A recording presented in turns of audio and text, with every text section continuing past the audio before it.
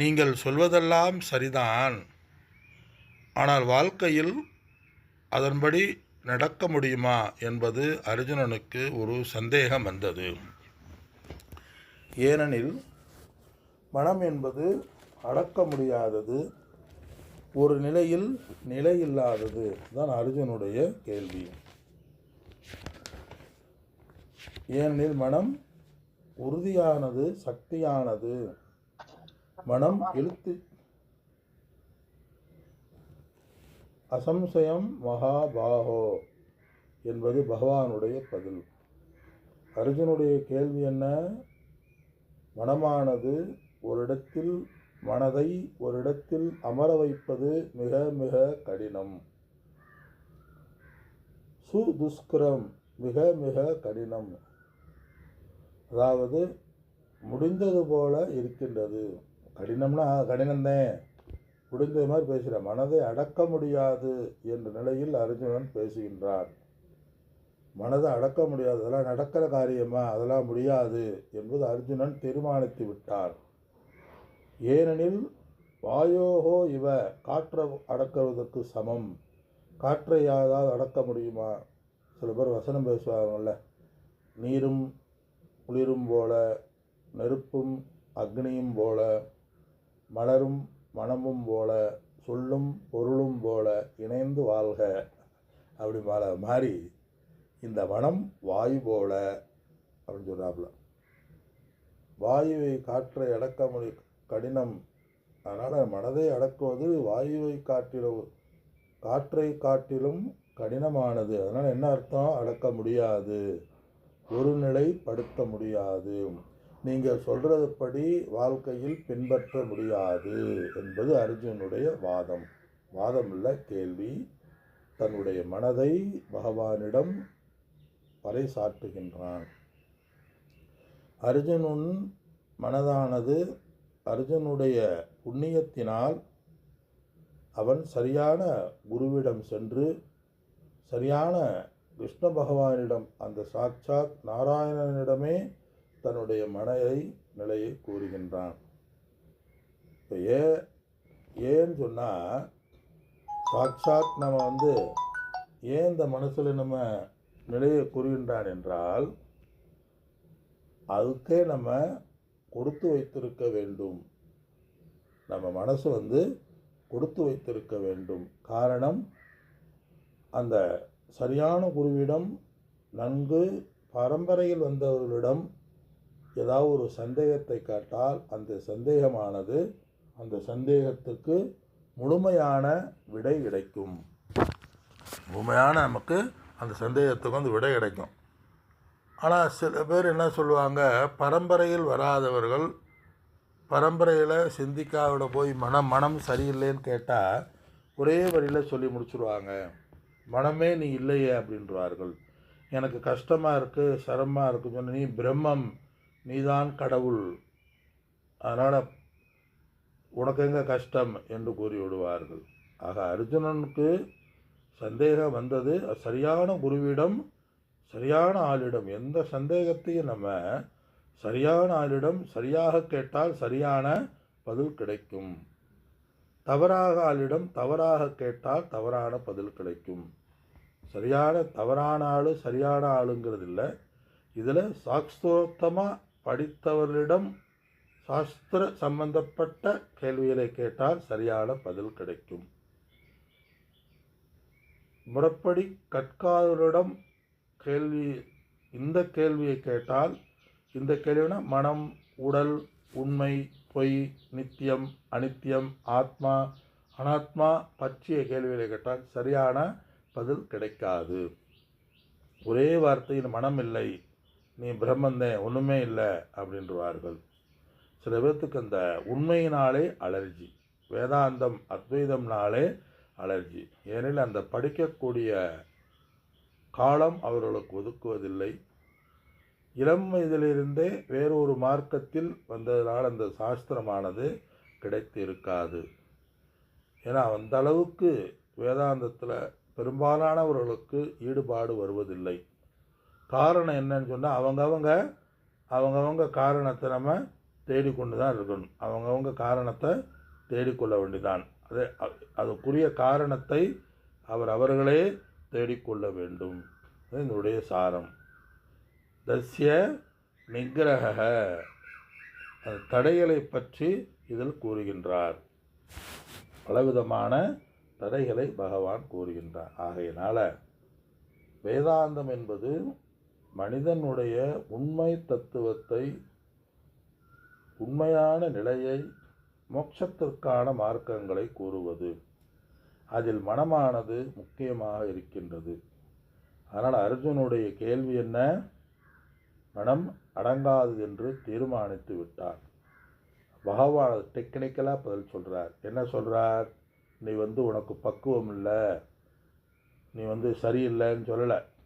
முதல்ல பகவான் என்ன சொல்கிறாரு? அசம்சயம் மகாபாகோ சொல்கிறார். சந்தேகமே இல்லை. அசம்சயம், சந்தேகமே இல்லை. மகாபாகோ, பெரிய தோல் வலிமையை உடையவனே, உனக்கு மட்டும் பிரச்சனை இல்லை, இது எல்லாத்துக்குமே பிரச்சனை தான். காமன் அப்படிங்கிறார். அசம்சயம், சந்தேகமே இல்லை. மனமானது அறியாமையுடன் கூடியது தான். மனமானது வேதாந்தத்தை ஏற்றுக்கொள்ளாததுதான். மனமானது அதன்படி வாழ்க்கையை நடத்த முடியாது என்று எல்லோருமே நினைப்பார்கள். வேதாந்தம் படிப்பதே கடினம், அதைவிட புரிவது கடினம், வாழ்க்கையில் அதை கொண்டு வருவதும் கடினம்தான், உண்மைதான் என்பது அர்ஜுனன் மூலமாக பகவான் கூறுகின்றார். இந்த இடத்துல மனமானது சஞ்சலப்படக்கூடியது தான். வாயுவை, காற்றை அடைப்பது போல கடினம்தான் என்று பகவான் கூறுகிறார். மனோ துர்நிகிரகம் சலம், ஏனெனில் மனிதனுடைய இயற்கையே அப்படித்தான்.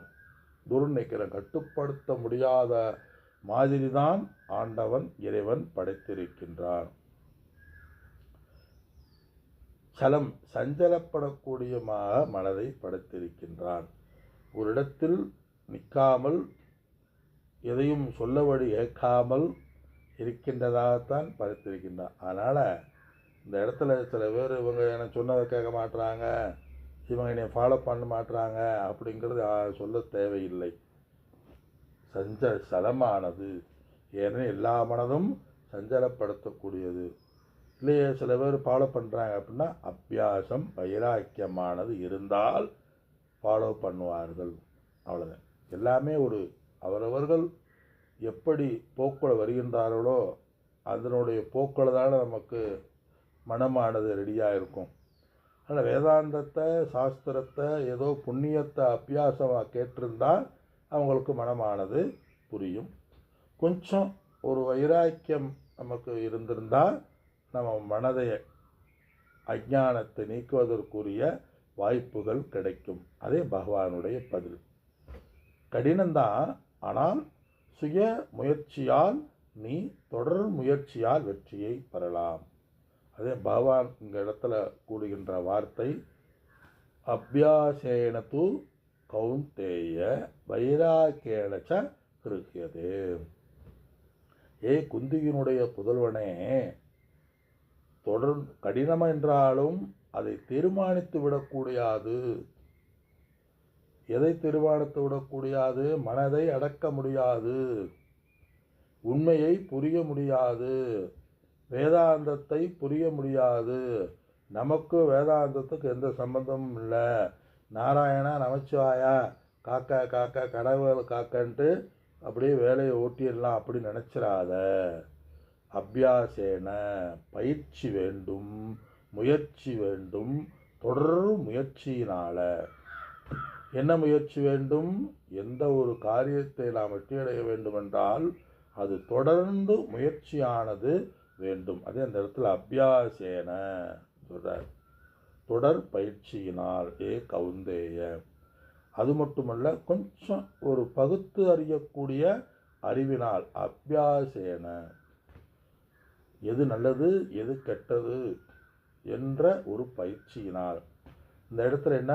மனோ பயிற்சியினால், மனதில் வைராக்கியமுடைய மனதால் நீ இந்த மனதை கட்டுப்படுத்தலாம் என்று கூறுகின்றார்.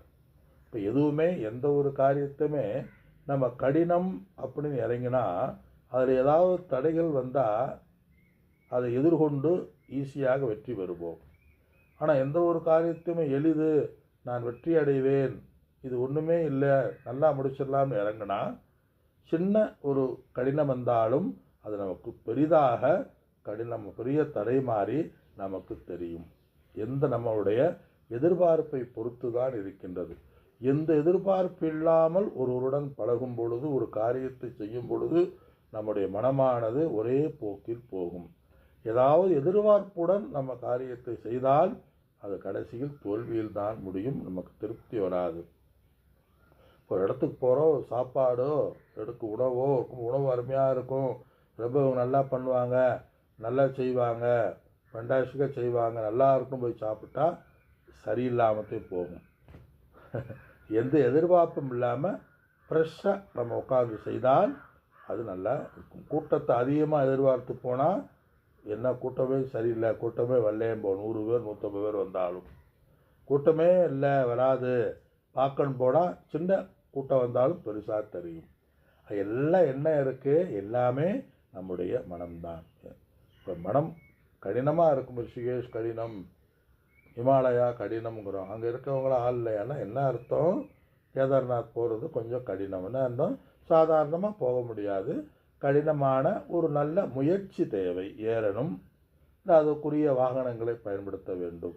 இப்போ மற்ற ஊர் கேதார்நாத் கடினம்னா மற்ற ஊர் மாதிரி இல்லை. இப்போ கங்கோத்ரி, பத்ரிநாத் அதெல்லாம் சாதாரணமாக நம்ம எப்பயும் போல் அந்த கோயில் பக்கத்தில் வரல கார் போகும். ஆனால் அது கடினமாக யாரும் சொல்ல மாட்டாங்க. ஆனால் அந்த யமுனோத்திரியை கேதார்நாத்தை கடினம் என்பார்கள். காரணம் என்ன? இதே நம்ம அங்கே கோயில் பக்கத்தில் வெறும் பஸ்ஸு போக முடியாது. ஒரு 18 கிலோமீட்டரில் இறங்கிக்கிறோம் பத்ரிநாத்தில், கேதார்நாத்தில். அதுக்கு நம்ம அவர்கள் மன சூழலை தகுந்த மாதிரி நடந்தோ இல்லை தோணியிலையோ இல்லை எதுலையோ போகலாம். ஹெலிகாப்டர் கூட இருக்குது. அப்போ என்ன அர்த்தம்? அதிகமான பிளான், திட்டங்கள் தேவை. அது என்னுடைய பொருள். அதிகமான முயற்சி தேவை. ரொம்ப சாதாரணமாக போயிட்டால் சின்ன முயற்சியாக சின்ன தடைகள் வந்தால் நமக்கு தெரியும். ஆனால் இந்த இடத்துல முதல் காரணம் மனதை அபியாசம் படுத்த வேண்டும். அந்த அபியாசத்தில் முதல் நம்ம செய்ய வேண்டியது என்ன என்ற அந்த சுலோகத்தில் மனம் 3 விதமான காரணங்களை பகவான் கூறுகின்றார். ஏன் மனமானது எல்லோரிடம் கட்டுப்படுத்தவில்லை என்றால், இந்த மனமானது கண்ணுக்கு தெரியாமல் இருக்கின்றது. முதல் காரணம். எந்த ஒரு பொருள் கண்ணுக்கு தெரியாமல் இருக்கின்றதோ அதை பார்ப்பது, அதை எடுப்பது, அதை பிடிப்பது கடினம். ஒரு சின்ன ஸ்தூலம் தெரிகின்ற பொருளாக இருந்தாலும் போதிய வெளிச்சம் இல்லை என்றாலோ அந்த பொருளை நாம் எடுக்க முடியும், அப்படியே தடவுவோம். ஏன்னா பார்த்துருப்போம், இரவில் ஒரு மொபைலையோ இல்லை ஒரு வாட்சையோ டைம் பீஸோ எங்கேயா வச்சுருப்போம் டார்ச் லைட்டை. அந்த டார்ச் லைட்டை நம்ம தேடுவோம்.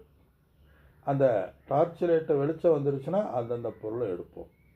காரணம் என்ன? எந்த ஒரு பொருள் கண்ணுக்கு தெரியாமல் இருக்கின்றதோ அதை பிடிப்பது, அதை எடுப்பது, அதை பார்ப்பது அது கடினம். அது மாதிரி இது மனம் எடுப்பது, அதை பிடிப்பது கடினம். காரணம் கண்ணுக்கு தெரியாததுனால. அப்போ கண்ணுக்கு தெரியாததுனால பார்க்கணும்னா என்ன? ஒரே ஒரு வழி, ஒளியை பயன்படுத்தினால், விளக்கை பயன்படுத்தினால், லைட்டை போட்டால் கண்ணுக்கு தெரியும். அது மாதிரி அந்த லைட்டுங்கிறது வைராக்கியம், மனம் இப்படிப்பட்டதுதான் என்று. இரண்டாவது காரணம், ஏன் அப்படி மனம் அடங்கவில்லை நாம் என்பதை நாம் புரிந்து கொள்ள வேண்டும். ஏன் இருட்டாக இருக்கின்றது? வெளிச்சமாக இல்லாதனால இருட்டாக இருக்கின்றது அப்படின்னு புரிந்து கொள்வோம்.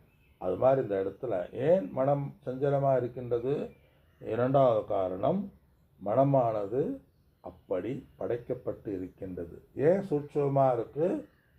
சூட்சமாக இல்லாதனால கடினம், முதல் காரணம். இரண்டாவது, மனமானது அப்படி படைக்கப்பட்டு இருக்கின்றது. இறைவனுடைய உபனிஷத்துக்களை நம்ம பார்க்கலாம். மனமானது அப்படி படைக்கப்பட்டு இருக்கின்றது. உபனிஷத்து கூட சொல்லும், நம்ம இதில் பராஞ்சி காணு எதினாத் விரத்துகோன்னு சொல்லி பார்ப்போம். இறைவன் மனதை வெளி விஷயங்களிலேயே வளர்க்கப்பட்டு இருக்கின்றார், படைத்திருக்கின்றார். அதனால் மூன்றாவது காரணம் என்ன? மனதை எப்பொழுதுமே நாம் வெளி விஷயங்களிலேயே செலுத்தி பழகியிருக்கின்றோம். பிறந்ததிலிருந்து இன்று வரை, ஆரம்பம் காலையிலிருந்து மாலை வரை, இரவு வரை மனமானது வெளி விஷயங்களை ஓட்டி பழகி கொண்டு இருக்கின்றோம். அது பழக்கப்பட்ட மனம். 3 காரணங்களினால மனமானது சஞ்சலப்படக்கூடியது. ஆனால் அப்படியே விட முடியுமா? அந்த மனதை இழுக்கின்ற மனதை செய்ய வேண்டும். கொஞ்சம் வைராக்கிய, உலகம் நிலையற்றது, எதுவுமே கூட வராது, மனதை நாம் பண்படுத்த வேண்டும் என்ற ஒரு அறிவினால் மனதை கட்டுப்படுத்தலாம் என்று பகவான் கூறுகின்றார். மேலும் இந்த சுலோகத்துடைய விளக்கத்தை அடுத்த சத்சங்கத்தில் சிந்திப்போம். அனைவருக்கும் என்னுடைய வணக்கங்கள், நமஸ்காரம். ராமானந்த மகாராஜ்களுடைய நமஸ்காரம். ஹரி ஓம்.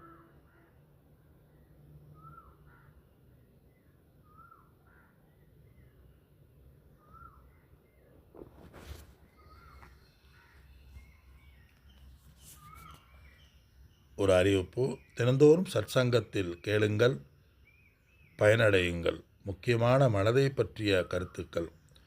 எவ்வளவோ விஷயங்களை நாம் கேட்கின்றோம். இந்த வேதாந்த சாஸ்திர விஷயங்களை கேட்பது உங்களுக்கு பிறவியில்லா பேரின்பத்தை, அடுத்த பிறவியிலையும் உங்களுக்கு தொடர்ந்து இந்த சாஸ்திர கருத்துக்கள் வரும். ஆகையினால் பக்தர்களுக்கு ஒரு வேண்டுகோள், அன்பர்களுக்கு ஒரு வேண்டுகோள்: தொடர்ந்து சாஸ்திர விஷயங்களை கேட்போம். மோட்சத்தையும் நிம்மதியையும் மனதிலே அடைவோம். மீண்டும் தொடருவோம் நாளை. ஹரி ஓம்.